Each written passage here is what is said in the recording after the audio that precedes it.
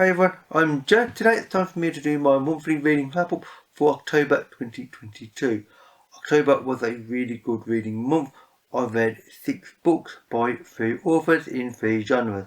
So it's a somewhat improved month over the previous few, which were quite light, although definitely good in quality. And the quality is definitely impressive in this particular wrap-up, because the first 4 books that I read are actually not books, but they are indeed novellas, and I bought them in Chicago recently during the walk-on, are the Murderbot novellas written by Martha Wells. These are made up of All Systems Red, Artificial Conditions, Rogue Protocol, and Exit Strategy. The idea and the premise of Murderbot is relatively simple as such. These are science fiction. Murderbot is an artificial construct, is an android. He was designed by humans to be very efficient and very good at killing other humans. And indeed, his actual designation is SecBot, or Security Bot. And that is what he's good at.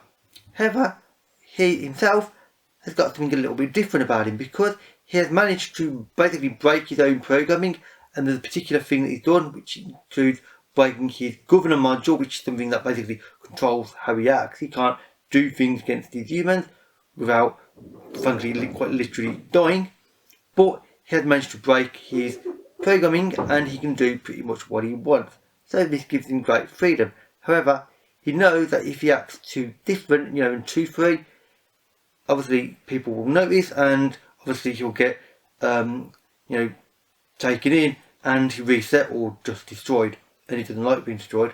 So he has to pretend to be relatively normal most of the time, and he has to try and do the work that humans are assigning to him. Often they are involved in violent activities, hence the need for a security bot, at least from his point of view. But he doesn't want to kill humans because it's a lot of effort and it's not that fun. I mean, it's just messy and there's lots of fluids and blood and that sort of thing. Not really that fun. So he'd prefer to just watch his favourite TV shows, as you do. So this presents a problem when, humans want him to do stuff and he just wants to ignore them and go and sit quietly in his room and watch his TV shows. So, yeah, obviously there are various adventures that he essentially goes on.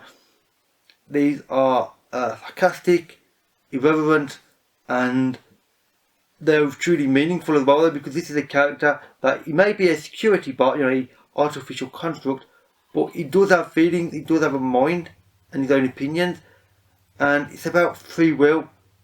In some cases, some people think it's the illusion of free will. Obviously, in his case, it actually isn't. He does have opinions, he does have his own decisions to make.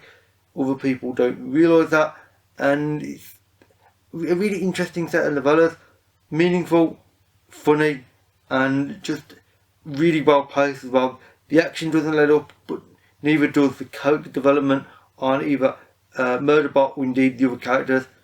They are really well developed, well thought out, and overall these are books, novellas that I love and I would highly recommend to any science fiction fan and virtually any reader, because they are very easy to read.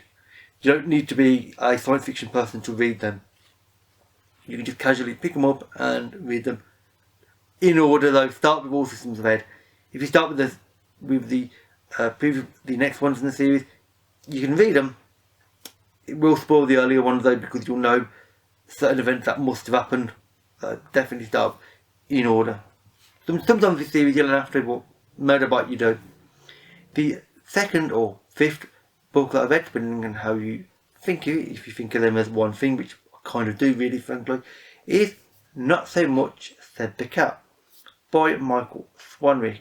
This is the 5th and other book that I bought in Chicago during the walk-on, so I am now up to date with reading all of the books I bought during the walk-on, which frankly is an achievement. I don't normally read them quite this quickly. I've already achieved it, so, yay me, maybe? I don't know. Anyway, this is a short story collection which I thought was fantastic. I have never read anything by Michael Swanwick before. I have heard about Michael Swanwick multiple times from my friend. I have to blame and thank sarcastically as always. Rachel, known as Calinardi on BookTube, she has mentioned him, and indeed she has mentioned this book previously on her channel, which obviously I'll link in the description box below. This is one, and the author is one that I've been wanting to read for a while. So when I saw this in America and it was fine, I thought, obviously, buy it and give it a try. And it was fantastic. Every short story is so incredibly well written, thoughtful. They're very, very different from each other. I'm not going to talk about any individual short stories because some of them are very short indeed. So, it will spoil things. But suffice to say, the ideas are varied, wild and wonderful. The writing is phenomenal. His way of linking characters with narrative and the extremely imaginative story elements is really impressive, and overall I loved these. I definitely want to read more by Michael Swanwick. He has actually won Hugo Awards for short stories, which is why when I saw this at a Hugo, during the Worldcon, which is where the Hugos are held, I was like, yeah, that seems very appropriate, and I have to buy it.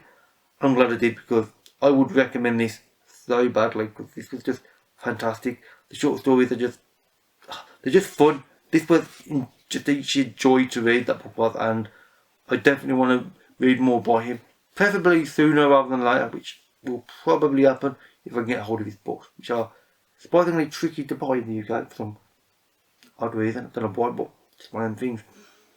And the sixth and final book that I read in October is The Grave is a Fine and Private Place, written by Alan Bradley. This is the 9th and currently penultimate book in the Flavia Duluth mystery series, which is based around, unsurprisingly, the character of Flavia Duluth. She is, in the first book, a young girl who has a massive interest and passion for chemistry. Obviously, this is a murder mystery series.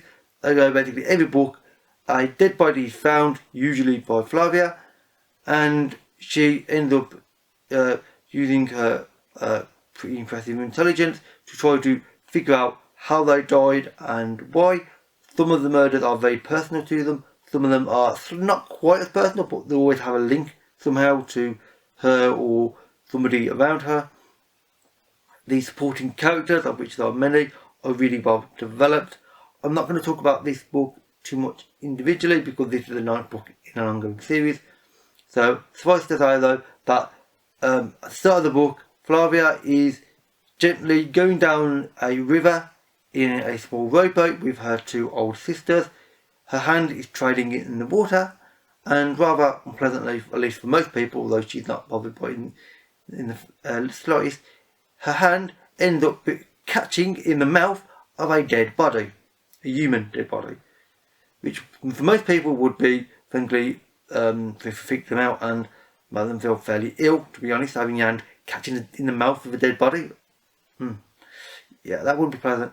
Flavia is actually excited by it because she literally doesn't care about dead body, that sort of thing. It's normal to her. So she's got a very strong stomach, basically what you'd say. And let's just say things go from there. Obviously, there's a crime to solve. She obviously wants to solve it. She's not meant to, of course, because she's a girl years ago.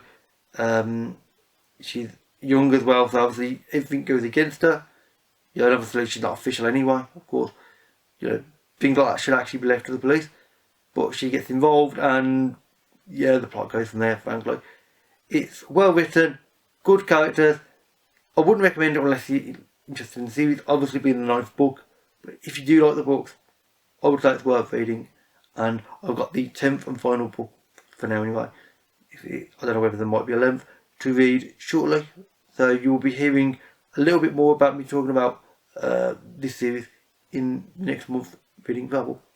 And with that said, that's actually it for all of the books that I read in October. So if you have read any of these or you would like to, then please leave a comment and we can have a talk about them. I'll try to answer any questions to the best of my knowledge, or if you have any suggestions for books that you think I might enjoy based on these, then again, leave a comment. I'm always interested in learning about new authors and new subgenres or whatever else that applies. All my social media links, as well as obviously links to these books and a link to Rachel, can be found in the description box below. And with that said, that is it for this video. So thank you for watching, and I'll see you another day. Bye for now.